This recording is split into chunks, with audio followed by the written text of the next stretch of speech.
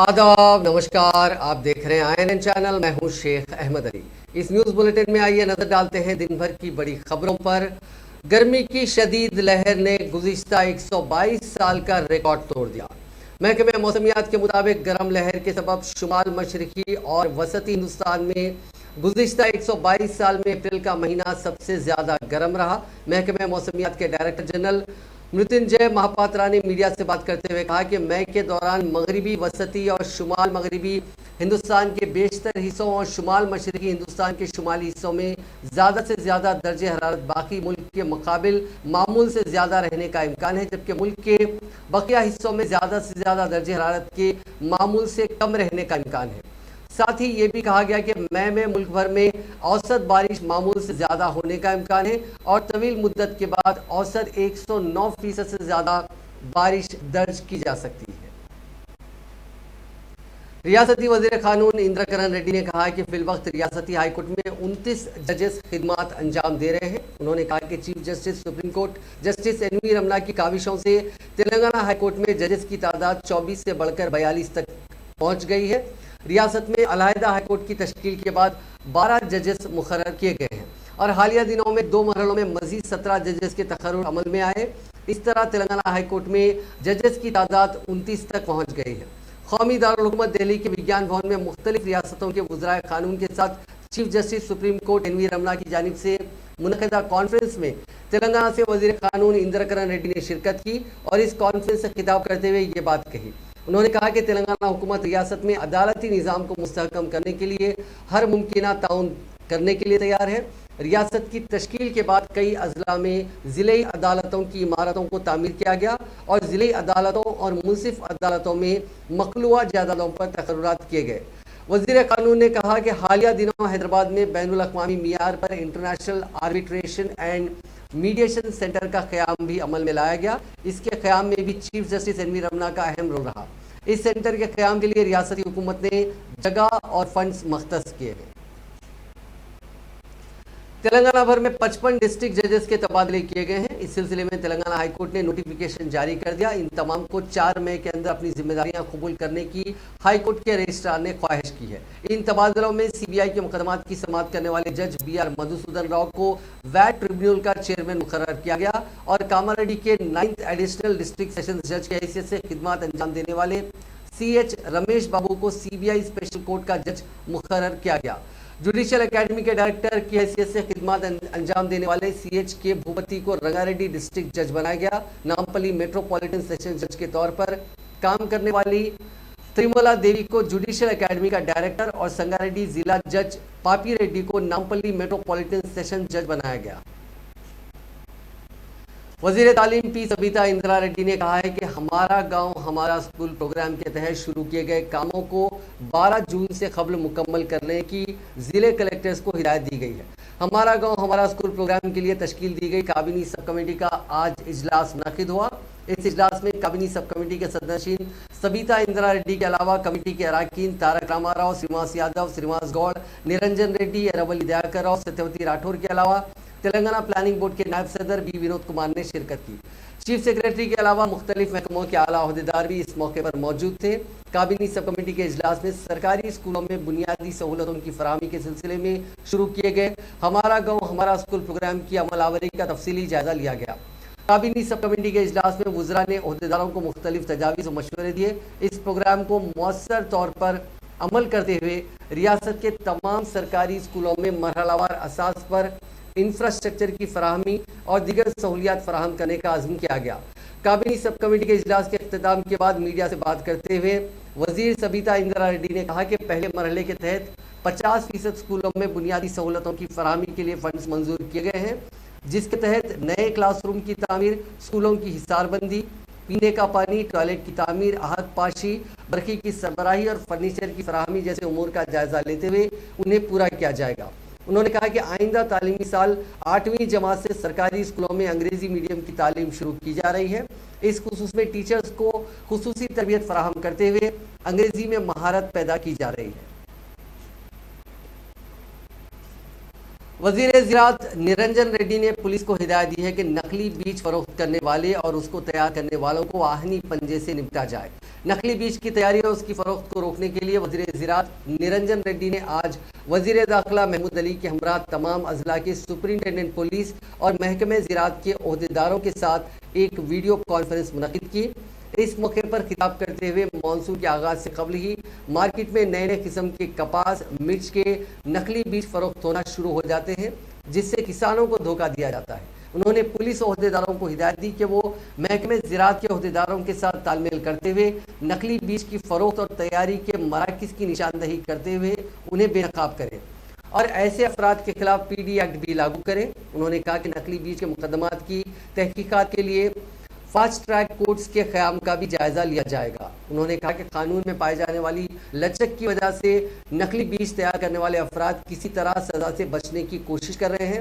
جائزہ اجلاس میں ڈی جی پی مہندر ریڈی، زراعت کے سیکرٹری رگھونندن اور دوسرے موجود تھے۔ تلنگانہ کے وزیر صحت ہریش راؤ نے کہا ہے کہ تھیلیسیمیا کے شکار بچوں کو دیکھ کر تکلیف ہوتی ہے۔ ایسے بچوں کے لیے مفت علاج کی سہولت آروگیہ شری کے تحت فراہم کی جا رہی ہے۔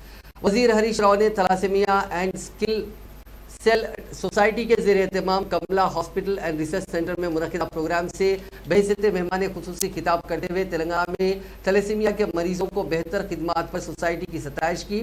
انہوں نے نشاندہی کرتے ہوئے کہا کہ ریاستی حکومت پہلے ہی تھیلیسیمیا کے مریضوں کا عثمانیہ، نیلوفر اور گاندھی اسپتالوں میں علاج کر رہی ہے۔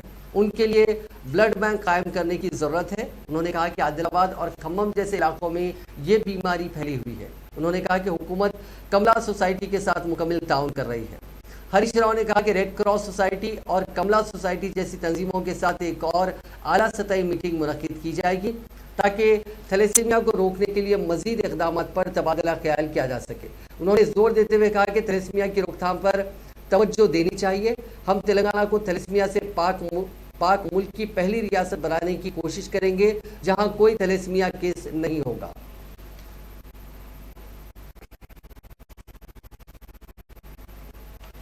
تلنگانہ کے وزیر انفارمیشن ٹیکنالوجی کے ٹی راما راؤ نے پڑوسی ریاست آندھرا پردیش کی سڑکوں اور ترقی سے متعلق کیے گئے اپنے ریمارکس پر اپنے موقف کو تبدیل کر دیا۔ ایک اور تیلگو ریاست آندھرا پردیش کی وزیر سیاحت روجا کی جمعے کی شب حیدرآباد میں تلنگانہ کے وزیر اعلیٰ کے چندر شیکھر راؤ سے ان کے کیمپ آفس پرگتی بھون میں اپنے ارکان خاندان سے ملاقات کے بعد کے ٹی آر نے اپنا موقف کو تبدیل کر دیا۔ بتایا جاتا ہے کہ روجا اور وزیر اعلیٰ کے درمیان اس مسئلے پر بات ہوئی۔ جمعے کی شب وزیر کے ٹی راما راؤ نے ٹویٹ کرتے ہوئے اس مسئلے پر وضاحت کی تھی۔ انہوں نے کہا کہ ایک پروگرام میں انہوں نے جو ریمارکس کیے تھے اس سے آندھرا پردیش میں ان کے ساتھیوں کو غیر ارادی طور پر تکلیف ہوئی۔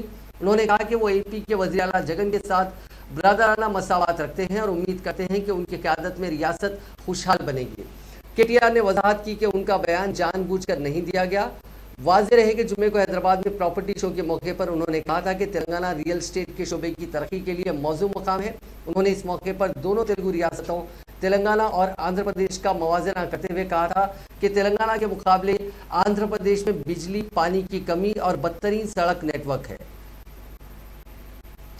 ٹی آر ایس رکن اسمبلی بالکا سمن نے آج بی جے پی کے قائدین کو انتباہ دیا کہ اگر ٹی آر ایس پارٹی چاہے تو مرکزی وزیر سیاحت کشن ریڈی کو ریاست کے کسی بھی حصے میں گھومنے پھرنے سے روک سکتی ہے اور بنڈی سنجے کی پد یاترا کو نکالنے نہیں دے سکتی ہے، لیکن ہم اس طرح کی اوچھی حرکتیں کرنا نہیں چاہتے۔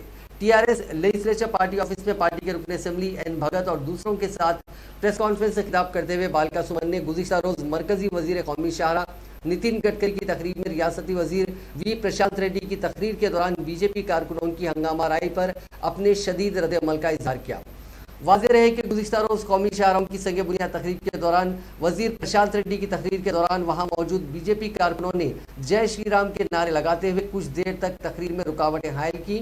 تاہم مرکزی وزراء کشن ریڈی اور نتن گڈکری کی تقریر کے بعد بی جے پی کے کارکن خاموش ہو گئے اور ریاستی وزیر پرشانت ریڈی نے اپنی تقریر کا سلسلہ جاری رکھا تھا۔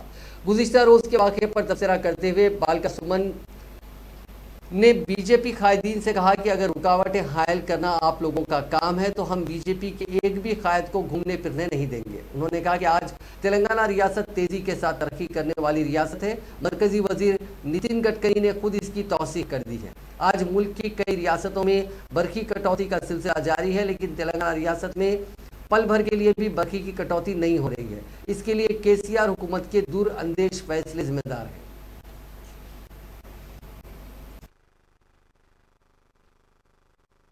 మాట్లాడుతున్నా కేసీఆర్ కేటీఆర్ నేను రజాకార్ ఫైల్స్ సినిమా తీస్తామని బిడ్డ మామూలుగా రజాకార్ ఫైల్స్ సినిమా తీసుకోవడానికి నేను తంబా ఫైల్స్ అనే సినిమాలు తీస్తారు జనం, లవంగ ఫైల్స్ అనే సినిమాలు తీస్తారు, గంజాయి ఫైల్స్ అనే సినిమాలు తీస్తారు.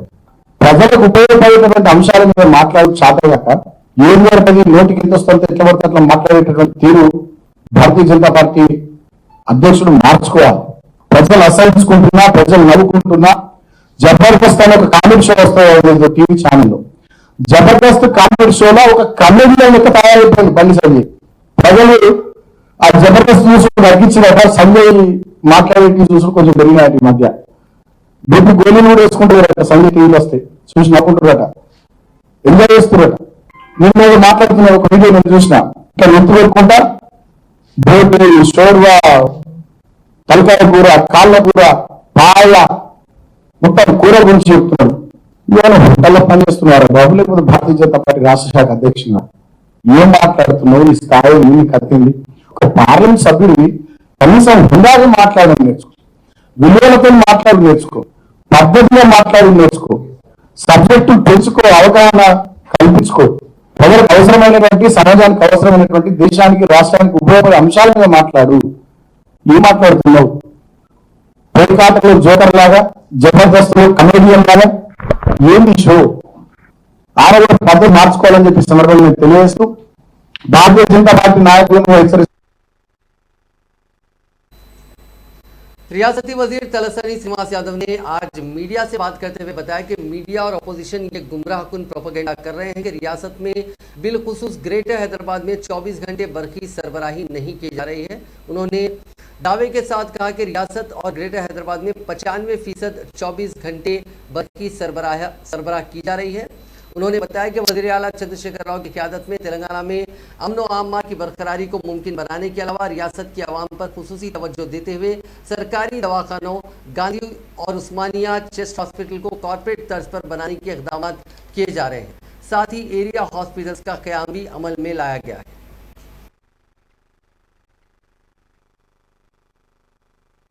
మున్సిపల్ సెక్రటరీ గారు చెప్పారు పవర్ కట్ ఎట్లున్నది, ఏ పద్ధతిలో మేము ఇస్తున్నాం అని. సరే, ఇక ఒకటి ఏంటంటే సందర్భాన్ని బట్టి సందర్భోచితంగా కొన్ని అంశాలు చెప్పినప్పుడు అంత ఉలిక్కి పడవలసినటువంటి అవసరం అయితే లేదు. తొందరపడిగా ఒకళ్ళు మాట్లాడారు కాబట్టి నేనే ఇక్కడ వెనక్కి పడుతున్నాను అని చెప్పి నేనేమంటా అంటే కొంతమంది సర్కాస్టింగ్గా కూడా మాట్లాడారు. అది పద్ధతిగా లేదు. డెఫినెట్గా ఇరుగు పొరుగు కలిసి ఉండాలని కోరుకునే వాళ్ళం, ఒకరొకరు సహకరించాలని కోరుకునే వాళ్ళం. మీకు అంత తొందరపాటు ఎందుకు వచ్చిందో నాకేమైతే అర్థం కాలేదు. బట్ అల్టిమేట్గా చీఫ్ మినిస్టర్ గారు కూడా చూడాలి. ఎందుకంటే వాళ్ళు మరి మిమ్మల్ని ఉద్దేశించి తొందరపాటుతోని మీకు ఏదైనా చూపించాలనే ఉద్దేశంతో అందరూ మాట్లాడుతున్నారు. మాకేదో అర్థం కాలే. కానీ ఓకే, మాకంటే బ్రహ్మాండంగా చేస్తే ఫైన్ కదా, దానికి పెద్ద తొందరపడవలసినంత అవసరం లేదు. నేనేమంటే హైదరాబాద్ హాస్పిటల్స్లా నేను పర్సనల్గా చూసినటువంటి గాంధీ కానివ్వండి, నీలోఫర్ కానివ్వండి, చెస్ట్ హాస్పిటల్ కానివ్వండి, లేదంటే ఇక్కడ ఉన్న కార్పొరేట్ హాస్పిటల్లో ఎవరు వచ్చిర్రు ఏంది అనేది అందరికీ తెలిసినటువంటి అంశం. రెండోది ఏంటంటే ఎవరైనా ఇక్కడ నుంచి పోతే కూడా పబ్లిష్ అవుతుంది కదా. కాబట్టి ఇక మరి అంత ఉలిక్కి పడవలసినంత అవసరం అయితే లేదని నేను అనుకుంటాను. సరే, ఇక అవన్నీ నేనేమంటే ఏదో ఒకటి మాట్లాడాలి కాబట్టి మేము మాట్లాడుతున్నాం అనుకుంటే అది పద్ధతి లేదు. ఏదైనా కానీ ఓ పద్ధతితో మాట్లాడితే బెటర్గా ఉంటుంది. ఎవరో ఒకళ్ళు మాట్లాడినంత మాత్రాన ఏదో జరిగిపోతుందని కాదు కదా. దయచేసి నేను ఇప్పటికీ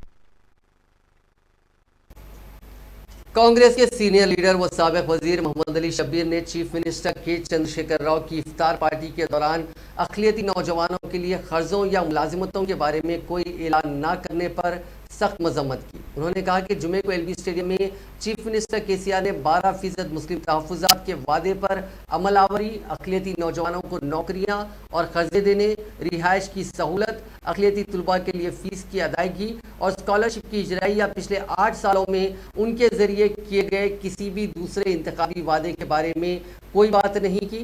उन्होंने ये भी नहीं बताया कि अक़लियतों से मुताल्लिक़ा कॉरपोरेशनों में तमाम खाली जायदादों को कब पूरा किया जाएगा। इफ्तार का वक्त मुसलमानों के लिए एक मुक़द्दस लम्हा होता है, लेकिन चीफ मिनिस्टर ने उस लम्हे में झूठे वादे करने और अक़लियतों में खौफ पैदा करने के लिए इस्तेमाल किया। सहाफत के लिए जारी बयान में मोहम्मद अली शब्बीर ने कहा कि अक़लियतों ने पिछले इंतखाबात में टीआरएस पार्टी को इस उम्मीद के साथ वोट दिया था कि केसीआर अपने वादों को पूरा करेंगे। क़ब्ल केसीआर ने झूठे वादों और झूठे दावों से मुसलमानों को धोखा दिया। अब वो चाहते हैं कि वो बीजेपी के खौफ से टीआरएस की हिमायत करें। केसीआर और टीआरएस के दीगर कायदीन को तारीख की चंद किताबें भी पढ़ने का उन्होंने मशवरा देते हुए कहा कि हैदराबाद 400 साल से ज़्यादा अरसे से एक पुरअमन शहर रहा। हैदराबाद अपनी गंगा जमनी तहजीब के लिए केसीआर के पैदा होने से बहुत पहले से जाना जाता है। फ़िरका वाराना फसादात के चंद वाक़यात को छोड़कर हैदराबाद की तारीख फ़िरका परस्ती के धब्बों से पाक रही है। हैदराबाद से हुकूमत करने वाले तमाम 16 चीफ मिनिस्टर्स ने इफ्तार का एहतमाम किया था। मुक़द्दस महीने में मुसलमानों के लिए इफ्तार डिनर की मेज़बानी करते हुए केसीआर को ये नहीं समझना चाहिए कि वो पूरी तारीख में वाहिद सेकुलर चीफ मिनिस्टर है। शब्बीर अली ने कहा कि मुसलमान बिलखुसूस नौजवानों को इफ्तार पार्टी के दौरान चीफ मिनिस्टर की तकरीर से काफ़ी तवक्कुआत वाबस्ता थी। उन्होंने कहा कि Telangana state minorities finance corporation को पहली और आखिरी बार 2015-16 में तकरीबन 1,53,000 खर्च की दरखास्तें मौसूल हुई थी। उनमें से किसी भी दरखास्त को ना ही मंजूर किया गया और ना ही अब तक किसी भी मुस्लिम नौजवान को टीआरएस के दौरे हुकूमत में 1 रुपया खर्च के तौर पर मिला। चूंकि केसीआर ये दावा कर रहे हैं कि मईशत बहाल हुई है और तेलंगाना मुल्क की सबसे अमीर रियासत बन गई है, अक़लियती नौजवान ये तवक्को कर रहे थे कि चीफ मिनिस्टर केसीआर कम से कम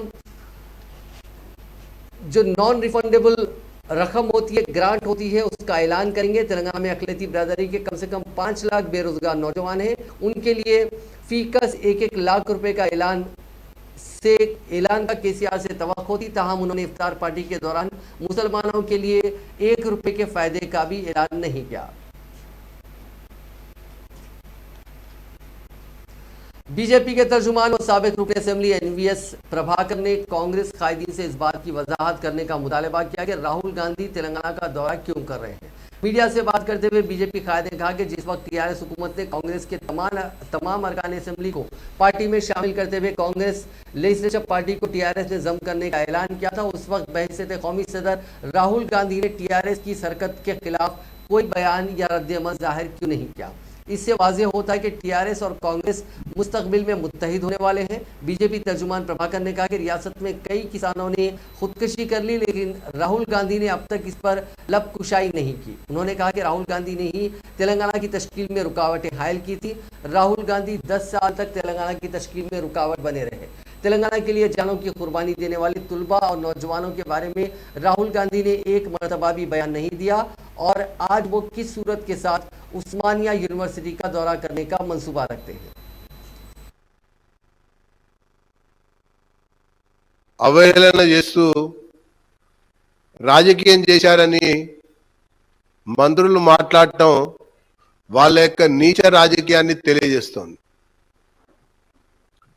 ముఖ్యంగా అధికారిక కార్యక్రమాల్లో ఈనాటి వరకు కూడా 8 సంవత్సరాల నుంచి అది ముఖ్యమంత్రి ప్రారంభోత్సవాలకు వెళ్ళినా లేకపోతే కేటీఆర్ ప్రారంభోత్సవానికి వెళ్ళినా హరీష్ రావు ప్రారంభోత్సవానికి వెళ్ళినా ఏ మంత్రి ప్రారంభోత్సవాలకు వెళ్ళినా కూడా ప్రతిసారి కూడా రాజకీయంగా మాట్లాడింది ఈ నాయకులు ఈ మంత్రులే.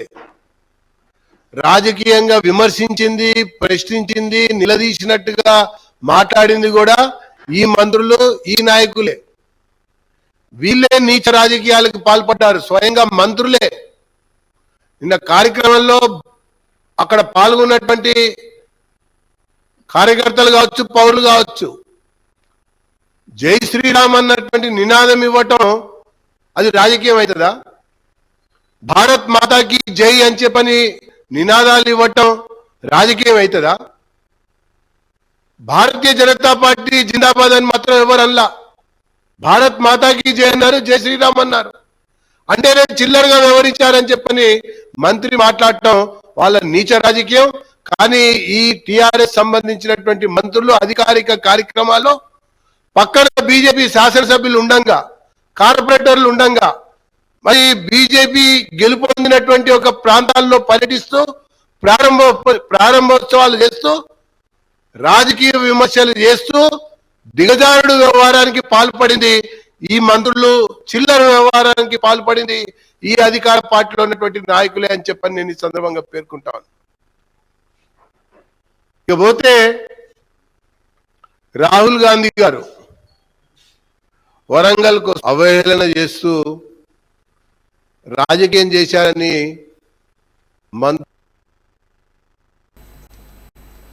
उस्मानिया यूनिवर्सिटी के अहाते में आज कुछ देर के लिए उस वक्त कशीदगी फैल गई जब कुछ तुलबा तंजीम ने उनके कैंपस में राहुल गांधी के दौरे की मुखालिफत करने वालों के खिलाफ एहतजाजी मुजाहरा किया. कुछ तुलबा ने वजीर आला चंद्रशेखर राव का पुतला भी नजर आतिश किया. इस मौके पर इन तुलबा तंजीम के कायदीन की पुलिस के ऑफिसर्स के साथ भी बहस हुई.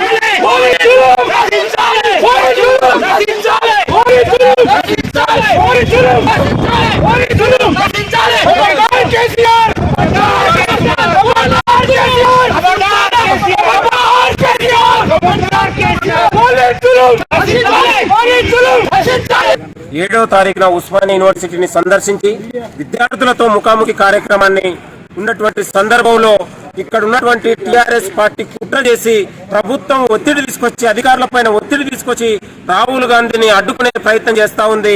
దీని విద్యార్థి లోకం చూస్తూ ఊరుకోదని భావిస్తా ఉన్నాం. ఎందుకంటే ప్రజాస్వామ్యయుతంలో రాజ్యాంగ భారతదేశంలో మనిషి ఎక్కడికైనా వెళ్ళొచ్చు, వాళ్ళ భావ ప్రకటనను వాళ్ళకున్నటువంటి స్వేచ్ఛను ఎక్కడైనా వ్యక్తపరచవచ్చు. అలాంటి సందర్భంలో ఒక జాతీయ నేత పైన ఆంక్షలు విధించడాన్ని మేము తీవ్రంగా ఖండిస్తా ఉన్నాం. ఇవాళ టిఆర్ఎస్ పార్టీ అధికారం आंध्र प्रदेश के एलूरू में कशीदगी देखी गई क्योंकि आवाम की बड़ी तादाद ने अचानक रुकन असेंबली टी वेंकट राव पर हमला कर दिया, जो रियासत की हुक्मरान जमात वाईएसआर कांग्रेस के लीडर गुंजी प्रसाद के कत्ल के मामले की तफसीलात हासिल करने के लिए पहुंचे थे. रुकन असेंबली वाईएसआर कांग्रेस लीडर के अरकान खानदान से मुलाकात करना चाहते थे. बहरम आवाम ने रुकन असेंबली और दीगर पर हमला कर दिया जो उनको बचाने के लिए आए थे. इत्तला के साथ ही पुलिस वहां पहुंच गई और रुकन असेंबली को बचा लिया. ताहम पुलिस को भी नहीं छोड़ा गया. मकामी अफराद का मानना है कि प्रसाद का कत्ल सियासी मकासद के लिए किया गया था. जब रुकन असेंबली गांव पहुंचे तो आवाम की बड़ी तादाद ने उन पर बरहमी का इजहार किया और उन पर हमला कर दिया.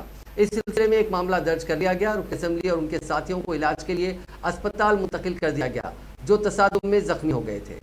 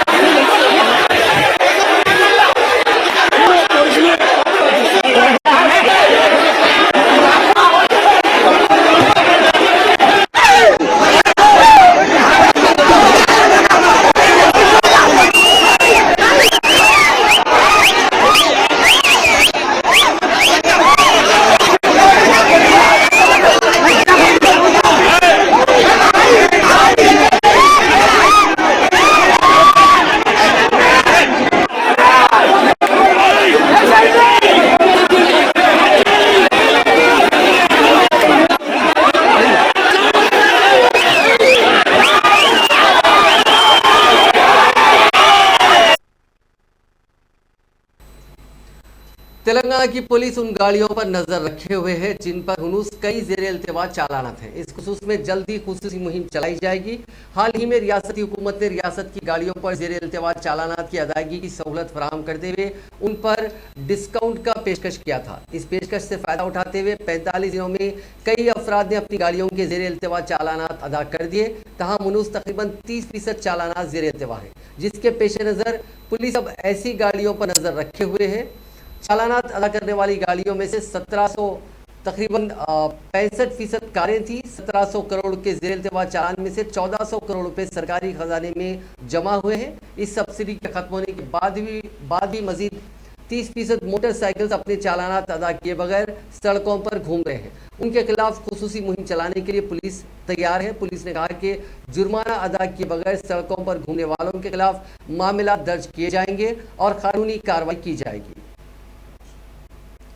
मसावकती इम्तिहानात के लिए तैयार करने वाले तुलबा के लिए हर तरह की मदद करने के लिए Telangana state road transport corporation कोई कसर नहीं छोड़ रही है। उसने मसावकती यानी कॉम्पिटिटिव एग्जाम्स के लिए तैयारी करने वाले तुलबा के लिए नए बस पासेस मुतारिफ किए हैं। कोचिंग के लिए तुलबा की बड़ी तादाद के बस में सफर के पेश नज़र कॉरपोरेशन ने 20% डिस्काउंट के साथ नए बस पासेस जारी किए हैं। इन दो नए बस पासेस का नाम GBT ऑर्डिनरी और GBT मेट्रो रखा गया, जो 20% डिस्काउंट के बाद बिल तरतीब 2800 और 3200 रुपए में दस्तयाब रहेंगे।